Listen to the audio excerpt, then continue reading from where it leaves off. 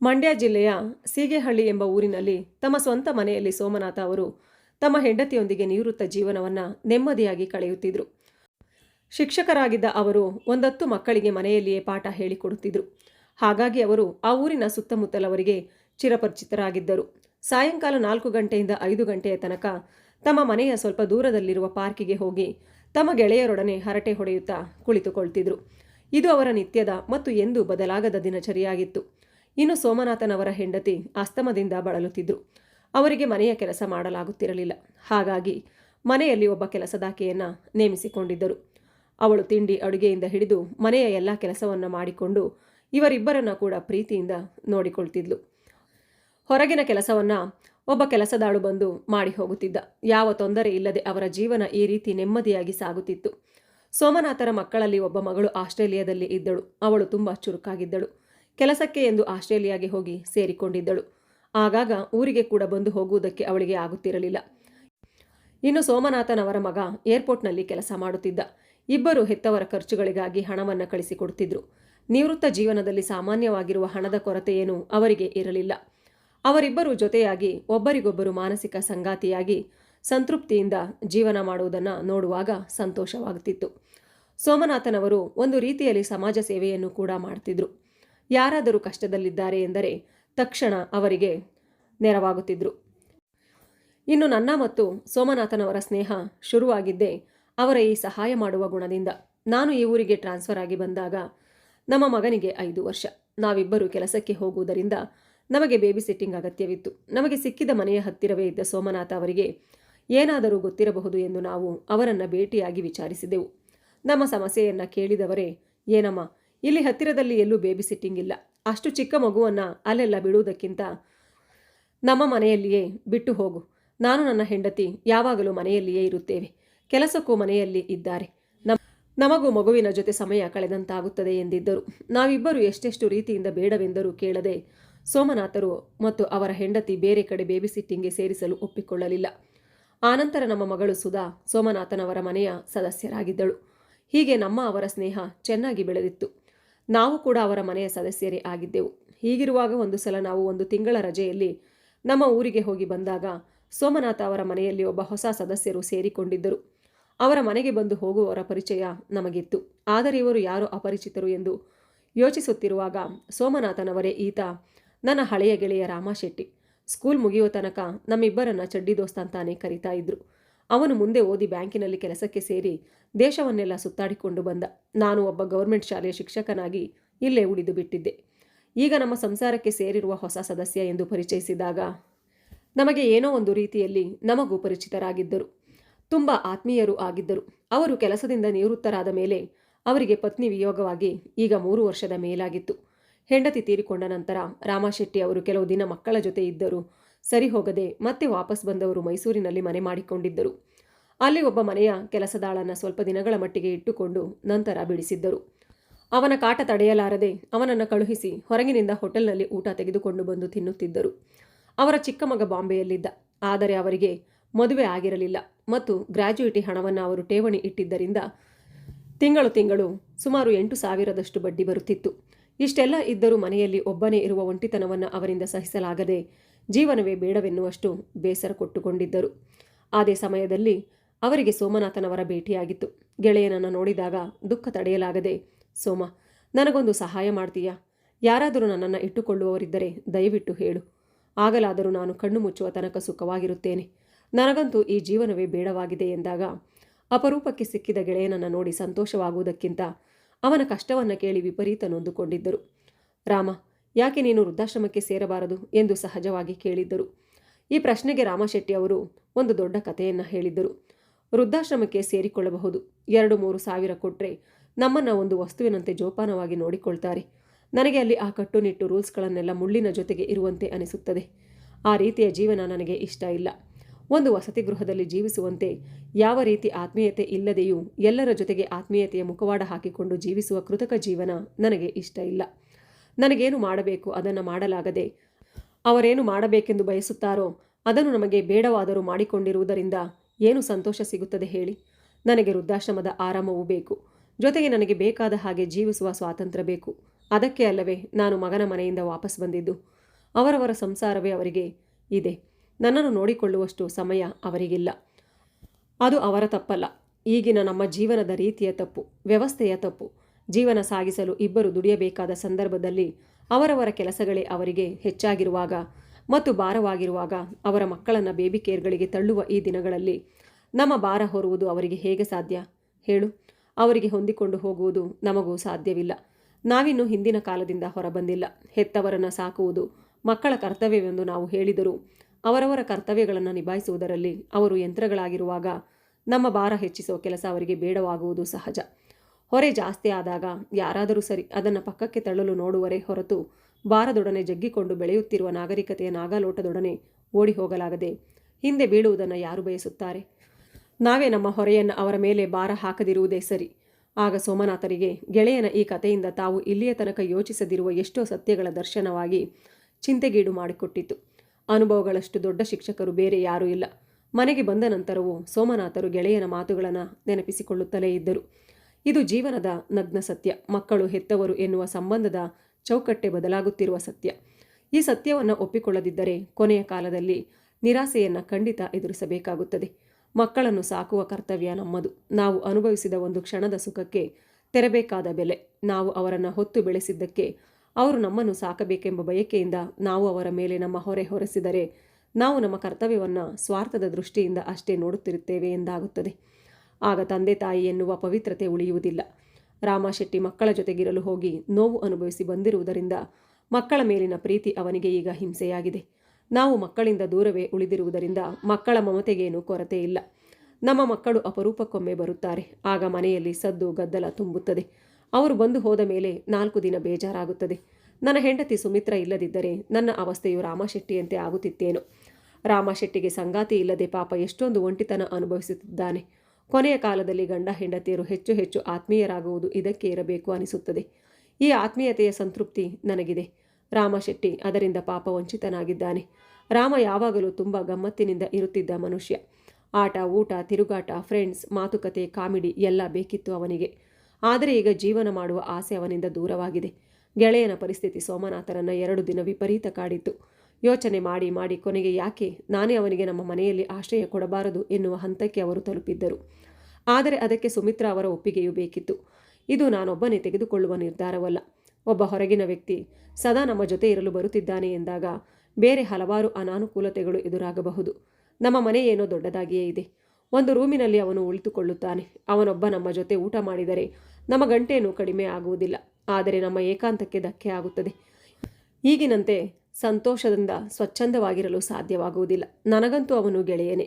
ಉಪಕಾರ ಮಾಡಲು ಹೋಗಿ ಮನೆಯ ಶಾಂತಿ ಸಮಾಧಾನ ಕೆಡಬಾರದು ಅಲ್ಲವೇ? ಮಾರನೇ ದಿನ ಬೆಳಗ್ಗೆ ತಿಂಡಿ ತಿನ್ನುತ್ತಾ ಸೋಮನಾಥನವರು ತಮ್ಮ ಹೆಂಡತಿಯ ಮುಂದೆ ತಮ್ಮ ಮನದಲ್ಲಿದ್ದ ಮಾತನ್ನು ಹೇಳಿದ್ದರು. ಸುಮಿತ್ರ, ನನಗೆ ರಾಮಶೆಟ್ಟಿಯನ್ನು ನೋಡುವಾಗ ತುಂಬ ದುಃಖವಾಗುತ್ತದೆ. ಅವನಿಗೆ ಹೆಂಡತಿ ಇಲ್ಲ, ಮಕ್ಕಳಿದ್ದು ದೂರದಲ್ಲಿದ್ದಾರೆ. ಕೊನೆಯ ಕಾಲದಲ್ಲಿ ಎಲ್ಲರೂ ಇದ್ದು ಯಾರಿಗೂ ಬೇಡವಾಗಿರುವುದೇ ತುಂಬ ನೋವಿನ ವಿಷಯ. ಅವನಿಗೆ ವೃದ್ಧಾಶ್ರಮಕ್ಕೆ ಸೇರಲು ಮನಸ್ಸಿಲ್ಲ. ಅವನಿಗೆ ಮುಖ್ಯವಾಗಿ ಬೇಕಾಗಿರುವುದು 2 ಹೊತ್ತಿನ ಊಟ, ಕುಡಿಯಲು 2 ಹೊತ್ತಿನ ಟೀ, ಮತ್ತೆ ಅವನ ಮನಸ್ಸಿಗೆ ಇಷ್ಟವಾಗುವಂತೆ ಇರುವುದು. ಅದನ್ನು ನಾವು ಅವನಿಗೆ ಯಾವ ಬೇಸರವಿಲ್ಲದೆಯೇ ಕೊಡಬಹುದು. ಆದರೆ ಅವನಿಗೆ ನೆಮ್ಮದಿ ಕೊಡಬೇಕಾದರೆ ನಾವು ಸ್ವಲ್ಪ ತ್ಯಾಗ ಮಾಡಬೇಕು. ನಿನಗೆ ಮನಸ್ಸಿಲ್ಲದಿದ್ದರೆ ನಾನು ನಿನಗೆ ಒತ್ತಾಯ ಮಾಡುವುದಿಲ್ಲ. ಆದರೂ ನನ್ನ ಮನಸ್ಸಿಗೆ ನಾವೇ ಅವನಿಗೆ ಆಶ್ರಯ ಕೊಟ್ಟರೆ ಚೆನ್ನಾಗಿರುತ್ತೆ ಅಂತ ಅನಿಸಿತು. ಅದನ್ನು ನಿನ್ನ ಮುಂದೆ ಹೇಳಿಕೊಳ್ಳುತ್ತಿದ್ದೇನೆ. ಬೇಡವೆಂದರೆ ನನಗೂ ಬೇಡ ಎಂದರು. ಸುಮಿತ್ರಾ ಅವರು ಸ್ವಲ್ಪ ಹೊತ್ತು ಏನನ್ನು ಮಾತನಾಡಲಿಲ್ಲ. ಗಂಡನ ಮುಖವನ್ನು ನೋಡುತ್ತಾ ಅಲ್ಲಿ ಗೆಳೆಯನಿಗೆ ಸಹಾಯ ಮಾಡಬೇಕೆಂಬ ಮನದಾಳದ ಬಯಕೆ ಕಾಣುತ್ತಿತ್ತು. ನಮ್ಮ ಮಧ್ಯ 3ನೇ ಒಬ್ಬ ಬಂದಿರುವುದನ್ನು ಅಷ್ಟು ಬೇಗ ಒಪ್ಪಿಕೊಳ್ಳುವುದು ಹೇಗೆ? ಒಂದು ವೇಳೆ ನಾಳೆ ದಿನಗಳಲ್ಲಿ ನಾನು ಸತ್ತು ಹೋದರೆ, ಅವರು ಉಳಿದರೆ ಅವರ ಅವಸ್ಥೆಯು ಹೀಗೆ ಅಲ್ಲವೇ? ಈಗ ಮಕ್ಕಳು ಪ್ರೀತಿ ತೋರಿಸ್ತಾ ಇದ್ದಾರೆ. ನಾಳೆ ಒಂದು ದಿನ ಅವರ ಜೊತೆ ಇರಬೇಕಾದ ಪರಿಸ್ಥಿತಿ ಬಂದರೆ ಇದೇ ರೀತಿ ಇರುತ್ತಾರೆ ಎಂದು ಹೇಗೆ ನಂಬುವುದು? ಇವರಿಗಂತೂ ಒಬ್ಬರೇ ಇರುವುದು ಅಭ್ಯಾಸ ಇಲ್ಲ. ನಾವೀಗ ಒಂದು ಒಳ್ಳೆಯ ಕೆಲಸ ಮಾಡಿದರೆ ನಾಳೆ ನಮಗೂ ಯಾರಾದರೂ ಸಹಾಯ ಮಾಡುತ್ತಾರೆ. ರಾಮಶೆಟ್ಟಿ ಅವರು ಇಲ್ಲಿಗೆ ಬಂದರೆ ಇವರಿಗೂ ಒಬ್ಬರು ಜೊತೆಯಾದಂತಾಗುತ್ತದೆ ಎಂದು ಅನಿಸಿದಾಗ ತಮ್ಮ ಗಂಡನ ಬಳಿ ನಿಮಗೆ ಎಷ್ಟು ಒಳ್ಳೆಯ ಹೃದಯ ಶ್ರೀಮಂತಿಕೆ ಇದೆ ಎನ್ನುವುದು ನನಗೆ ಗೊತ್ತು. ಎಷ್ಟೋ ಬಡ ವಿದ್ಯಾರ್ಥಿಗಳಿಗೆ ನೀವು ಆಶ್ರಯ ಕೊಟ್ಟಿದ್ದೀರಾ. ಇದೆಲ್ಲ ನನಗೇನು ಹೊಸದು ಅಂತ ಅನ್ಸಲ್ಲ. ನೀವು ಒಂದು ಒಳ್ಳೆಯ ಕೆಲಸ ಮಾಡುವಾಗ ನಾನು ಅದಕ್ಕೆ ಅಡ್ಡಿ ಮಾಡುವುದಿಲ್ಲ. ಆದರೆ ಅವರು ಇಲ್ಲಿ ಬರುವ ಮೊದಲು ಮಕ್ಕಳ ಹತ್ತಿರ ಒಂದು ಮಾತು ಕೇಳಲಿ. ಮತ್ತೆ ನಾವು ಅವರ ಹಣ ತಿಂದು ಹಾಕಿದೆವು ಎಂದು ಅವರ ಮಕ್ಕಳು ತಿಳಿದುಕೊಳ್ಳಬಾರದು. ಮಕ್ಕಳಿಗೂ ಗೊತ್ತಿರಬೇಕು ಅವರು ಎಲ್ಲಿದ್ದಾರೆ ಎಂದು. ಈ ರೀತಿ ಸುಮಿತ್ರಾ ಅವರು ಯೋಚನೆ ಮಾಡಿ ಹೇಳಿದರು. ಆಗ ಸೋಮನಾಥರಿಗೆ ಹೆಂಡತಿಯ ಮಾತು ಕೇಳಿ ಸ್ವಲ್ಪ ಸಮಾಧಾನವಾಗಿತ್ತು. ಆ ದಿನ ರಾಮಶೆಟ್ಟಿ ಪಾರ್ಕ್ನಲ್ಲಿ ಭೇಟಿಯಾದಾಗ ಕಣ್ಣಲ್ಲಿ ನೀರು ಹಾಕಿಕೊಂಡು, ಸೋಮು, ನನಗೆ ನಿಜವಾಗಿ ಬದುಕಲು ಮನಸ್ಸಿಲ್ಲ. ನಾನು ಕೈ ಸುಟ್ಟುಕೊಂಡು ಹೊಟ್ಟೆ ತುಂಬಿಸಿಕೊಳ್ಳುವುದು ನನ್ನಿಂದ ಆಗುತ್ತಿಲ್ಲ. ಹೋಟೆಲ್ನ ಊಟ ನನಗೆ ಹಿಡಿಸೋದೇ ಇಲ್ಲ. ವಾಕರಿಕೆ ಬಂದಂತಾಗುತ್ತದೆ. ತಿಂದು ತಿಂದು ಬೇಸತ್ತು ಹೋಗಿದ್ದೇನೆ. ಇದಕ್ಕಿಂತ ಕೆರೆನೋ ಬಾವಿನೋ ನೋಡಿಕೊಳ್ಳುವುದೇ ವಾಸಿ ಎಂದಾಗ ಸೋಮನಾಥನವರ ಕಣ್ಣಲ್ಲಿಯೂ ಸಹ ನೀರು ಬಂತು. ರಾಮ, ಅಷ್ಟು ದುಃಖ ಪಡಬೇಡ. ನಿನ್ನ ಸಮಸ್ಯೆಗೆ ನಾನೊಂದು ಪರಿಹಾರ ಹುಡುಕಿದ್ದೇನೆ. ನೀನು ಬೇರೆ ಎಲ್ಲೂ ಹೋಗಬೇಡ. ನೀನು ಸೀದಾ ನಮ್ಮ ಮನೆಗೆ ಬಂದು ಬಿಡು. ನೀನು ಅಲ್ಲಿಯೇ ಇರು. ಆದರೆ ಬರುವ ಮೊದಲು ನಿನ್ನ ಮಕ್ಕಳನ್ನ ಒಂದು ಮಾತು ಕೇಳಿ ಬಾ ಎಂದಾಗ ರಾಮಶೆಟ್ಟಿಗೆ ಅದನ್ನು ಕೇಳಿ ನಂಬುವುದಕ್ಕೆ ಸಾಧ್ಯವಾಗಲಿಲ್ಲ. ಆಶ್ಚರ್ಯದಿಂದ, ಏನು ಹೇಳುತ್ತಿದ್ದೀಯಾ? ನಿಜವಾಗಿಯೂ ನೀನು ನನ್ನನ್ನು ಮನೆಯಲ್ಲಿ ಇರಿಸಿಕೊಳ್ಳಲು ಕರೆಯುತ್ತಿದ್ದೀಯಾ ಎಂದು ದೊಡ್ಡ ಆಶ್ಚರ್ಯಕ್ಕೆ ಒಳಗಾದರು. ಸೋಮು, ನೀನು ನಿಜವಾಗಲೂ ಸತ್ಯ ಹೇಳ್ತಿದ್ದೀಯಾ? ನಿನಗೆ ಇದರಿಂದ ತೊಂದರೆಯಾಗುವುದಿಲ್ವೇ ಎಂದು ಕೇಳಿದಾಗ ಸೋಮನಾಥರು, ಇದರಲ್ಲಿ ತೊಂದರೆ ಏನು ಬಂತು? ನಾವಿಬ್ಬರು ತಿನ್ನುವುದರಲ್ಲಿ ನಿನಗೂ ಒಂದು ತುತ್ತು ಕೊಟ್ಟರೆ ಆಯಿತು. ಜೀವನವೆಂದರೆ ಹಂಚಿಕೊಂಡು ಬಾಳುವುದಲ್ಲವೇನು? ನಾನು ನನ್ನ ಮಕ್ಕಳನ್ನು ಕೇಳುವ ಅಗತ್ಯವಿಲ್ಲ. ಅವರು ಹಣ ಕಳಿಸ್ತಾರೆ ನಿಜ, ಆದರೆ ಹಣವನ್ನೇ ತಿಂದುಕೊಂಡು ಇರಲು ಸಾಧ್ಯವಿಲ್ಲ. ಹಣ ಒಂಟಿತನವನ್ನು ತೊಲಗಿಸುವುದಿಲ್ಲ. ಹೀಗೆ ಹೇಳಿ ರಾಮಶೆಟ್ಟಿ ಸೋಮನಾಥರ ಸಂಸಾರದಲ್ಲಿ ಹೋಗಿ ಸೇರಿಕೊಂಡರು. ಅವರು ಸೋಮನಾಥರ ಮನೆಗೆ ಬಂದ ಮೇಲೆ ಮೊದಲಿನಂತೆ ಅವರ ಮುಖದಲ್ಲಿ ಸಂತೋಷ, ಮಂದಹಾಸ ಎದ್ದು ಕಾಣುತ್ತಿತ್ತು. ಇದರಿಂದ ಸೋಮನಾಥರಿಗೂ ಸಂತೋಷವಾಗಿತ್ತು. ಅವರಿಬ್ಬರನ್ನು ಕಂಡ ಸುಮಿತ್ರಾ ಅವರಿಗೂ ತಾನು ಈ ವ್ಯವಸ್ಥೆಗೆ ಒಪ್ಪಿಗೆ ಕೊಟ್ಟಿದ್ದು ಸರಿಯಾಗಿಯೇ ಇದೆ ಎಂದು ಅವರ ಮನಸ್ಸಿಗೆ ಖುಷಿಯಾಯಿತು. ಈ ರೀತಿ 1 ತಿಂಗಳು ಕಳೆಯಿತು. ನಂತರ ಈಗ ರಾಮಶೆಟ್ಟಿ ಅವರು ತಮ್ಮ ಗೆಳೆಯನ ಕೈಗೆ ಹಣ ಕೊಡಲು ಹೋದರು. ಆಗ ಸೋಮನಾಥರವರು, ರಾಮ, ನಾನು ಹಣಕ್ಕಾಗಿ ನಿನ್ನನ್ನು ನಮ್ಮ ಜೊತೆ ಇಟ್ಟುಕೊಳ್ಳಲಿಲ್ಲ. ನನಗೆ ಹಣದ ಅಗತ್ಯವೂ ಇಲ್ಲ. ಅಲ್ಲದೆ ನಿನಗೆ ಅಂತ ನಾನೇನು ಹೆಚ್ಚಾಗಿ ಖರ್ಚು ಮಾಡ್ತಿಲ್ಲ. ನೀನು ಹಣ ಕೊಟ್ಟು ಗೆಳೆತನದ ಅವಮಾನ ಮಾತ್ರ ದಯವಿಟ್ಟು ಮಾಡಬೇಡ ಅಂದರು. ಆಗ ರಾಮಶೆಟ್ಟಿಯವರು, ಹಾಗಲ್ಲ ಸೋಮ, ನನಗೂ ಮಕ್ಕಳು ಹಣವನ್ನು ಕಳಿಸ್ತಾರೆ. ನನ್ನ ಉಳಿತಾಯದ ಹಣದ ಮೇಲೆ ಬಡ್ಡಿ ಬರುತ್ತೆ. ಅದನ್ನು ನಾನು ಖರ್ಚು ಮಾಡಲೇಬೇಕಲ್ಲ. ಇದನ್ನೆಲ್ಲ ಕೂಡಿ ಹಾಕಿ ನಾನೇನು ಮಾಡಲಿ ಎಂದರು. ನೋಡು, ಅದನ್ನು ನಿನಗೆ ಹೇಗೆ ಬೇಕೋ ಹಾಗೆ ಉಪಯೋಗಿಸು. ಆದರೆ ನನಗೆ ಮಾತ್ರ ನಿನ್ನ ಹಣ ಬೇಡ ಎಂದು ಕಡ್ಡಿ ಮುರಿದಂತೆ ಹೇಳಿದರು. ಆಗ ರಾಮಶೆಟ್ಟಿ ಅವರಿಗೆ ಏನು ಮಾಡಬೇಕೆಂದು ತಿಳಿದಿರಲಿಲ್ಲ. ಧರ್ಮಕ್ಕೆ ಊಟ ಮಾಡಿ ನಾನು ಹೇಗೆ ಗೆಳೆಯನಿಗೆ ಭಾರವಾಗಿರಲಿ? ಹಣ ತೆಗೆದುಕೊಳ್ಳಲು ಅವನು ಒಪ್ಪದಿದ್ದರೆ ಅವರಿಗಾಗಿ ಏನಾದರೂ ತಂದುಕೊಡಬೇಕೆಂಬ ನಿರ್ಧಾರವನ್ನು ಅವರು ತೆಗೆದುಕೊಂಡಿದ್ದರು. ಆಗ ಸೋಮನಾಥನವರೇ ತನ್ನ ಗೆಳೆಯನಿಗೆ ಪರಿಹಾರ ಕೊಟ್ಟಿದ್ದರು. ಸೋಮ, ನಿನಗೆ ಹಣ ಖರ್ಚು ಮಾಡಲೇಬೇಕೆಂದಿದ್ದರೆ ಒಂದು ಕೆಲಸ ಮಾಡು. ತಿಂಗಳು ನಿನಗೆ ಸಾಧ್ಯವಾದಷ್ಟು ಹಣವನ್ನು ಯಾವುದಾದರೂ ವೃದ್ಧಾಶ್ರಮಕ್ಕೆ ಅಥವಾ ಅನಾಥಾಶ್ರಮಕ್ಕೆ ದಾನ ಮಾಡು. ಅಲ್ಲಿ ಇರುವವರ ಉಪಯೋಗಕ್ಕಾದರೂ ಆ ಹಣ ಸೇರಲಿ ಎಂದರು. ಆಗ ರಾಮ ಅವರು, ಅದನ್ನು ಕೊಡುತ್ತೇನೆ, ಆದರೆ ನಾನು ನಿನಗೆ ಏನಾದರೂ ಕೊಡಲೇಬೇಕು. ಹಣ ಬೇಡವಾದರೆ ಏನಾಗಬೇಕು ಅಂತನಾದರೂ ಹೇಳು ಮಾರಯ್ಯ ಎಂದಾಗ, ನನಗೆ ಏನು ಬೇಕು? ದೇವರ ದಯೆಯಿಂದ ನಾವು ಬದುಕಿರೋ ಅಷ್ಟು ದಿನದವರೆಗೆ ಬೇಕಾಗುವುದೆಲ್ಲ ನಮ್ಮ ಹತ್ತಿರ ಇದೆ. ಮತ್ತೆ ಇನ್ನೇನು ಬೇಕಾಗುತ್ತದೆ ಹೇಳು? ಹಾಗಂದರೆ ಹೇಗೋ ಸೋಮ, ನಾನು ತಿಂಗಳಿಗೆ ಮನೆ ಬಾಡಿಗೆ ಬಾಕಿ ಖರ್ಚು ಕಡಿಮೆ ಎಂದರೂ 6ರಿಂದ 8 ಸಾವಿರ ಖರ್ಚು ಮಾಡ್ತಿದ್ದೆ. ಅದನ್ನು ಈಗ ನಾನು ಯಾವುದಕ್ಕೆ ಅಂತ ಬಳಸಲಿ? ದಯವಿಟ್ಟು ಏನಾದರೂ ಸರಿ, ನೀನು ತೆಗೆದುಕೊಳ್ಳಲೇಬೇಕು. ನನಗೆ ಬಿಟ್ಟಿ ಊಟ ಮಾಡುತ್ತೇನೆಂದರೆ ತೃಪ್ತಿ ಇರುವುದಿಲ್ಲ ಎಂದರು. ಆಗ ಸೋಮನಾಥರವರು, ನೀನು ಹಣದ ಸುದ್ದಿ ಎತ್ತಿದರೆ ನನಗೆ ಖಂಡಿತ ಬೇಸರವಾಗುತ್ತದೆ. ಹಣ ಕೊಟ್ಟು ಇರುವುದರಿಂದಾಗಲಿ ಆ ದುಡ್ಡು ತಗೊಂಡು ನಾನು ಯಾರಿಗೆ ಗಂಟು ಕಟ್ಟಿಡಬೇಕು ಎಂದ ಅವರ ಮಾತಿಗೆ ರಾಮ ಅವರು ಬಾಯಿ ಮುಚ್ಚಲೇಬೇಕಾಯಿತು. ಆದರೂ ಮನೆಗೆ ಏನಾದರೂ ನನ್ನ ಕೈಲಾದದನ್ನು ತಂದು ಕೊಡಬೇಕೆನ್ನುವ ಆಸೆ ಮಾತ್ರ ಅವರ ಮನಸ್ಸಲ್ಲಿ ಗಟ್ಟಿಯಾಗಿ ಉಳಿಯಿತು. ಮತ್ತು ಮನೆಯೆಲ್ಲ ಸುತ್ತಾಡಿ ಮನೆಯಲ್ಲಿ ಏನು ಇಲ್ಲವೋ ಅದನ್ನು ನಾನು ತರಬೇಕು ಎಂದು ಹುಡುಕತೊಡಗಿದರು. ಆದರೆ ಸೋಮನಾಥರವರ ಮನೆಯಲ್ಲಿ ಅವರು ಹೇಳಿದಂತೆಯೇ ಬೇಕಾದುದೆಲ್ಲ ಈಗಾಗಲೇ ಇತ್ತು. ಏನು ತರಲಿ ಎಂದು ರಾಮು ಅವರು ತಲೆಕೆಡಿಸಿಕೊಂಡಿದ್ದರು. ಒಂದು ದಿನ ರಾತ್ರಿ ಬಾಯಾರಿಕೆಯಿಂದ ನೀರು ಕುಡಿಯಲೆಂದು ಎದ್ದು ಬಂದವರು ತಣ್ಣಗಿರುವ ನೀರು ಬೇಕೆಂದು ಫ್ರಿಡ್ಜ್ನ ಬಾಗಿಲು ತೆಗೆದಾಗ ಸಣ್ಣಗೆ ಶಾಕ್ ಹೊಡೆದಂತೆ ಅವರಿಗೆ ಅನುಭವವಾಯಿತು. ಕೆಲಸದಾಕೆ ಬಾಟಲ್ಗಳಲ್ಲಿ ನೀರು ತುಂಬಿಸಿದ್ದರು. ಅದರಿಂದ ಒಂದು ಬಾಟಲ್ ತೆಗೆದುಕೊಂಡಾಗ ಅದು ಅಷ್ಟೇನೂ ತಣ್ಣಗಿರಲಿಲ್ಲ. ತೆರೆದು ನೋಡಿದಾಗ ಅದು ಕೂಡ ಮಾಮೂಲಿಯಾಗಿತ್ತು. ಮಂಜುಗಡ್ಡೆ ಅಂತಹ ಐಸ್ ಕಟ್ಟಿರಲಿಲ್ಲ. ಏನೋ ಸರಿ ಇಲ್ಲವೇನೋ ಎಂದು ನೀರು ಕುಡಿದು ಹೋಗಿ ಮಲಗಿದ್ದರು. ನಾನು ಏನಾದರೂ ಕೊಟ್ಟು ಋಣಮುಕ್ತನಾಗಲೇಬೇಕೆಂಬ ಯೋಚನೆ ಅವರನ್ನು ಕಾಡುತ್ತಿತ್ತು. ಮಾರನೇ ದಿನ ಬೆಳಗ್ಗೆ ಮತ್ತೊಮ್ಮೆ ನೀರು ಕುಡಿಯಲು ಫ್ರಿಡ್ಜಿಂದ ಬಾಟಲ್ ತೆಗೆದಾಗಲೂ ನೀರು ಅಷ್ಟೇನೂ ತಣ್ಣಗಿರಲಿಲ್ಲ. ಮತ್ತೆ ಫ್ರಿಡ್ಜಿನ ಒಳಗಡೆ ಎಲ್ಲ ಪರೀಕ್ಷಿಸಿ ನೋಡಿದಾಗ ಯಾಕೋ ಫ್ರಿಡ್ಜ್ ಸರಿಯಾಗಿ ಕೆಲಸ ಮಾಡುತ್ತಿಲ್ಲ ಅಂತ ಅವರಿಗೆ ಅನ್ನಿಸ್ತು. ಹಾಗೆ ನೋಡುತ್ತಿರುವಾಗ ಅವರಿಗೆ ಒಂದು ಉಪಾಯ ಹೊಳೆಯಿತು. ಆ ಉಪಾಯದಿಂದ ಆ ಹೃದಯಕ್ಕೆ ತುಂಬ ಸಂತೋಷವಾಗಿ ಅವರ ಸಮಸ್ಯೆಗೆ ಈಗ ಪರಿಹಾರ ಸಿಕ್ಕಿತ್ತು. ಬೆಳಗ್ಗೆ ತಿಂಡಿ ತಿನ್ನುವಾಗ ಗೆಳೆಯನೊಂದಿಗೆ ನಗುತ್ತಾ ಕೇಳಿದರು, ಸೋಮ, ನಿನ್ನ ಫ್ರಿಡ್ಜ್ಗೆ ಎಷ್ಟು ವರ್ಷವಾಗಿದೆ ಎಂದು. ಆಗ ಗೆಳೆಯನ ಪ್ರಶ್ನೆಗೆ ಆಶ್ಚರ್ಯಪಟ್ಟು, ಯಾಕೆ, ಅದರ ವಯಸ್ಸು ಕಟ್ಟಿಕೊಂಡು ನಿನಗೇನಾಗಬೇಕಪ್ಪ? ಹತ್ರತ್ರ ಸುಮಾರು 30 ವರ್ಷಗಳಾಗಿರಬಹುದು. ಎಂದಾಗ, ಏನೋ ಸರಿಯಾಗಿ ಕೆಲಸ ಮಾಡ್ತಿಲ್ವೇನೋ ಅಂತ ಕೇಳಿದೆ. ಬಹುಶಃ ಅದರ ಸಿಲಿಂಡರ್ ಖಾಲಿಯಾಗಿರಬೇಕು. ಅದರ ಗ್ಯಾಸ್ ಹಾಕಿಸಿದ್ರಾಯಿತು. ಅದು ಒಳ್ಳೆಯ ಕಂಪನಿಯ ಫ್ರಿಡ್ಜು. ಇನ್ನೂ ಅದನ್ನು 10 ವರ್ಷ ಉಪಯೋಗಿಸಬಹುದು ಎಂದಾಗ, ಅದೇಗೋ ಸಾಧ್ಯ ಆಗುತ್ತೆ? ನಮ್ಮ ಅಂಗಗಳನ್ನು ಬದಲಾಯಿಸಿದರೆ ನಾವೇನಾದರೂ ಯೌವನ ಪಡೆಯುವುದು ಸಾಧ್ಯವೇನೋ? ಬಿದ್ದು ಹೋಗುವ ಮರಗಳ ಜಾಗದಲ್ಲಿ ಬೇರೆ ಹೊಸ ಸಸಿ ನೆಡಲೇಬೇಕು ಎಂದು ರಾಮು ಅವರು ಹೇಳಿದರು. ಆಗ ಸೋಮು ಅವರು, ಯಾರಿಗೂ ಇನ್ನೊಂದು ಮರದ ಅಗತ್ಯವಿಲ್ಲದ ಮೇಲೆ ಯಾಕೆ ಹೊಸ ಸಸಿ ಬೆಳೆಸಲು ಕಷ್ಟಪಡಬೇಕು ಎಂದಾಗ, ಮುಂದೆ ಯಾರಿಗಾದರೂ ಉಪಯೋಗವಾಗುತ್ತದೆ. ಅದು ಅಲ್ಲದೆ ಇದ್ದಷ್ಟು ದಿನ ಬೇಕಾದ ಅನುಕೂಲತೆಗಳೆಲ್ಲ ಬೇಕೇ ಬೇಕಲ್ಲವೇ ಎಂದರು. ಬೇಕು, ಅದಕ್ಕೆ ಹಾಳಾದ್ದನ್ನು ಸರಿ ಮಾಡಿಸಿದರೆ ಆಯಿತು ಎಂದರು. ಆದರೆ ರಾಮಶೆಟ್ಟಿ ಅವರ ಮನಸ್ಸಿನಲ್ಲಿ ಅದನ್ನು ಸರಿ ಮಾಡಿಸುವುದರ ಬದಲು ಹೊಸ ಫ್ರಿಡ್ಜನ್ನೇ ತರಬೇಕು ಎಂದು ನಿಶ್ಚಯ ಮಾಡಿಕೊಂಡರು.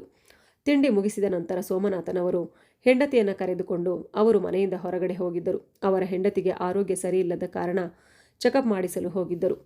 ಆಗ ರಾಮಶೆಟ್ಟಿ ಅವರು ಇಡೀ ಊರೆಲ್ಲ ತಿರುಗಾಡಿ ಒಂದು ಒಳ್ಳೆಯ ಫ್ರಿಡ್ಜನ್ನು ಸೆಲೆಕ್ಟ್ ಮಾಡಿ ಅದರ ಪೂರ್ತಿ ಮೊತ್ತವನ್ನು ಕಟ್ಟಿ ಮನೆಯ ಅಡ್ರೆಸ್ಗೆ ಕೊಟ್ಟು ಅಲ್ಲಿಗೆ ತಲುಪುವಂತೆ ಮಾಡಿ ಬಂದರು. ಇದನ್ನು ಮಾಡಿ ಅವರ ಮನಸ್ಸಿಗೆ ಈಗ ತೃಪ್ತಿ ಅನಿಸುತ್ತಿತ್ತು. ಮನೆಗೆ ಬಂದವರು ಸೀದಾ ಗೆಳೆಯನ ಬಳಿ ಏನನ್ನೂ ಹೇಳಲಿಲ್ಲ. ಫ್ರಿಡ್ಜ್ ಮನೆಗೆ ಬಂದ ಮೇಲೆ ಹೇಳಿದರಾಯಿತು ಎಂದು ಯೋಚಿಸಿ ಮಧ್ಯಾಹ್ನದ ಊಟ ಮಾಡಿ ನಿದ್ದೆಗೆ ಜಾರಿದರು.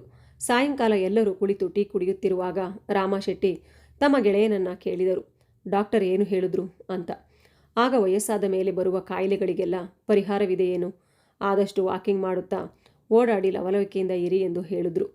ಆಗ ಸೋಮನಾಥನವರ ಹೆಂಡತಿ ಸುಮಿತ್ರಾ ಅವರು, ಇವರಿಗೆ ಆಗಾಗ ನನ್ನನ್ನು ಡಾಕ್ಟರ್ ಬಳಿ ತೋರಿಸ್ತಿದ್ರೆ ಸಮಾಧಾನವೇ ಇರುವುದಿಲ್ಲ. ಇದೊಂದು ಕರ್ತವ್ಯ ಅನ್ನುವಂತೆ ಕಟ್ಟುನಿಟ್ಟಾಗಿ ಪಾಲಿಸ್ಕೊಂಡು ಬರ್ತಿದ್ದಾರೆ ಎಂದಾಗ ಸೋಮನಾಥರವರು, ಹೌದು, ಅಷ್ಟು ಮಾಡದಿದ್ದರೆ ನಾನು ನಾಳೆ ನಿನ್ನ ಕಳೆದುಕೊಂಡು ಬಿಟ್ಟರೆ ನನ್ನ ಗತಿ ಕೂಡ ನನ್ನ ಗೆಳೆಯನಂತೆ ಆಗುತ್ತದೆ. ನನ್ನ ಆಯಸ್ಸು ಮುಗಿಯುವವರೆಗೆ ನೀನು ನನ್ನ ಜೊತೆ ಇರಲೇಬೇಕು. ಅದಕ್ಕೆ ನಾನು ಆಗಾಗ ಸರ್ವಿಸ್ ಮಾಡಿಸಿ ನೀನು ಸರಿಯಾಗಿರುವಂತೆ ನೋಡಿಕೊಂಡಿರುವುದು. ಯಾಕೆಂದರೆ ರಾಮಶೆಟ್ಟಿಯ ಗತಿ ನನಗೆ ಬರಬಾರದು ಎಂದು. ಆಗ ರಾಮು ಅವರು, ನನಗೇನಾಗಿದೆ ಗೆಳೆಯ? ನೀನು ನನಗೆ ಆಶ್ರಯ ಕೊಟ್ಟು ನನ್ನ ಕೊನೆಯ ಕಾಲದ ಜೀವವನ್ನು ಆರಾಮವಾಗಿ ಇರುವಂತೆ ಮಾಡಿರುವೆ. ಮಕ್ಕಳ ಮನೆಯಲ್ಲಿ ನಾನು ಇಷ್ಟು ತೃಪ್ತಿಯಿಂದ ಇರುತ್ತಿರಲಿಲ್ಲ ಎಂದರು. ಆಗ ಅಷ್ಟರಲ್ಲಿ ಮನೆ ಮುಂದೆ ಒಂದು ವ್ಯಾನ್ ಬಂದು ನಿಂತುಕೊಂಡಿತು ಮತ್ತು ಅದರಿಂದ ಒಂದು ಬಾಕ್ಸನ್ನು ಕೆಳಗೆ ಇಳಿಸುತ್ತಿದ್ದರು. ಅದನ್ನು ನೋಡಿ ಸೋಮನಾಥರವರು ಗಡಿಬಿಡಿಯಿಂದ ಹೊರಗೆ ಬಂದರು. ರಾಮಶೆಟ್ಟಿ ಅವರು ಅವರ ಜೊತೆ ನಗುತ್ತಾ ಹೊರಗಡೆ ಬಂದರು. ಆಗ ಸೋಮನಾಥರವರು, ಯಾವ ಅಡ್ರೆಸ್ಗೆ ಈ ವಸ್ತುವನ್ನು ತಲುಪಿಸಬೇಕು? ನಾವೇನೂ ಹೊಸ ಫ್ರಿಡ್ಜ್ನ ಖರೀದಿಸಿಲ್ಲ. ವಿಳಾಸ ತಪ್ಪಾಗಿರಬೇಕು. ಒಮ್ಮೆ ಅದರ ಬಿಲ್ಲನ್ನು ನೋಡಿ ಎಂದಾಗ, ರಾಮ ಎನ್ನುವರು ಇದನ್ನು ಬುಕ್ ಮಾಡಿದವರು, ನಿಮ್ಮ ಜೊತೆಗಿರುವವರು ಎಂದು ಆ ವ್ಯಕ್ತಿ ರಾಮಶೆಟ್ಟಿಯನ್ನು ತೋರಿಸಿದಾಗ ಸೋಮನಾಥ ಅವರಿಗೆ ವಿಚಿತ್ರವೆನಿಸಿತು. ಯಾಕೆ ಈ ಫ್ರಿಡ್ಜನ್ನು ನೀನು ನಿನ್ನ ರೂಮಿನಲ್ಲಿ ಇಟ್ಕೊಳ್ತೀಯಾ? ನಾಳೆ ನಾನು ಫ್ರಿಡ್ಜ್ ರಿಪೇರಿ ಮಾಡುವವರನ್ನು ಕರೆದಿದ್ದೇನೆ, ಅದನ್ನೇ ನಾವು ಉಪಯೋಗಿಸಬಹುದಲ್ಲ ಎಂದು ಅವರು ಮುಗ್ಧರಾಗಿ ಕೇಳಿದಾಗ ರಾಮ ಅವರು ಏನು ಮಾತನಾಡದೆ ಅದನ್ನು ಸೀದಾ ಅಡುಗೆ ಮನೆಗೆ ತಂದಿರಿಸಿದರು ಮತ್ತು ಹಳೆಯ ಫ್ರಿಡ್ಜ್ನ ಹೊರಗಡೆ ತಂದು ಹಾಲಿನಲ್ಲಿ ಇಟ್ಟರು. ಈಗ ಸೋಮನಾಥರಿಗೆ ಗೆಳೆಯನ ಉದ್ದೇಶ ಅರ್ಥವಾಗಿತ್ತು. ಆತ ಋಣಮುಕ್ತನಾಗುವ ಕೆಲಸ ಮಾಡಿದ್ದಾನೆ ಎಂದು ನೊಂದುಕೊಂಡು, ಅಂತೂ ಇಂತೂ ನಿನ್ನ ಹಠ ಮಾತ್ರ ನೀನು ಬಿಡಲಿಲ್ಲ. ಯಾಕೆ ಈ ರೀತಿ ಮಾಡಿದೆ? ಗೆಳೆತನಕ್ಕೆ ನೀನು ಬೆಲೆ ಕಟ್ಟಿದ್ದೀಯಾ ಎಂದಾಗ, ಹಾಗೆಲ್ಲ ಹೇಳಬೇಡ, ಇದನ್ನು ಉಡುಗೊರೆ ಎಂದು ಅಂದುಕೋ. ಹಿಂದಿನದ್ದು ಹಾಳಾಗಿತ್ತು, ಎಷ್ಟು ರಿಪೇರಿ ಮಾಡಿದರೋ ಅದು ಅಷ್ಟೇ ನೋಡು. ಇದು ಎಷ್ಟು ಚೆನ್ನಾಗಿದೆ. ಈ ಹಳೆಯದನ್ನು ಯಾರಿಗಾದರೂ ಕೊಟ್ಟು ಬಿಡು. ಇನ್ನೂ ಹೆಚ್ಚೆಂದರೆ 4-5 ವರ್ಷದಲ್ಲಿ ಸಾಯುವವರಿಗೆ ಅದೇ ಸಾಕಾಗಿತ್ತು. ಸಾಯುವಾಗ ಮನೆಯಲ್ಲಿ ಹೊಸ ಸಾಮಾನುಗಳು ಇದ್ದರೆ ಅನಾವಶ್ಯಕ ವೈಮನಸ್ಸು ಹುಟ್ಟಲು ಕಾರಣವಾಗುತ್ತದೆ. ಅದಲ್ಲದೆ ನನ್ನ ಹೆಂಡತಿಗೆ ಹಳೆಯ ವಸ್ತುಗಳ ಮೇಲೆ ತುಂಬ ವ್ಯಾಮೋಹ. ಅದನ್ನು ಯಾರಿಗೂ ಅವಳು ಕೊಡೋದಿಲ್ಲ. ಅದಕ್ಕೇನು, ನೀನು ನಿನ್ನ ಸಾವಿನ ಪತ್ರದಲ್ಲಿ ನಮೂದಿಸಿಬಿಡು. ಇದರ ರಗಳೆ ಇರುವುದಿಲ್ಲ. ಈ ಫ್ರಿಡ್ಜ್ಗಾಗಿ ನಾನು ನನ್ನ ಮರಣಪತ್ರ ಬದಲಾಯಿಸಬೇಕಾ? ನೀನಂತೂ ನಿನ್ನ ಹಠವನ್ನು ಸಾಧಿಸಿ ಋಣ ತೀರಿಸಿಕೊಂಡೆ. ಹಾಗೆಲ್ಲ ಏನೂ ಇಲ್ಲ ಕಣು. ಹಠನೂ ಇಲ್ಲ, ಸಾಧನೆನೂ ಏನೂ ಇಲ್ಲ. ನೋಡು, ನನ್ನ ಹತ್ರ ನಾನು ಕೊನೆಯ ದಿನಗಳ ಖರ್ಚಿಗೆ ಅಂತ ಇರುವ ಹಣ ಇದೆ. ಅದನ್ನು ಖರ್ಚು ಮಾಡದೆ ನಾನಾದರೂ ಯಾಕೆ ಕೂಡಿಡಬೇಕು? ಇದು ನಮ್ಮೆಲ್ಲರ ಉಪಯೋಗಕ್ಕಾಗಿ. ನಾನು ಬೇಗ ಸತ್ತರೆ ನನ್ನ ನೆನಪಿಗೆ ನಿನ್ನ ಮನೆಯಲ್ಲಿರುತ್ತದೆ ಎಂದರು. ಫ್ರಿಡ್ಜ್ ತಂದು 7 ತಿಂಗಳ ನಂತರ ರಾತ್ರಿ ಮನೆಯಲ್ಲಿ ಮಲಗಿರುವವರು ಬೆಳಗ್ಗೆ ಏಳಲೇ ಇಲ್ಲ.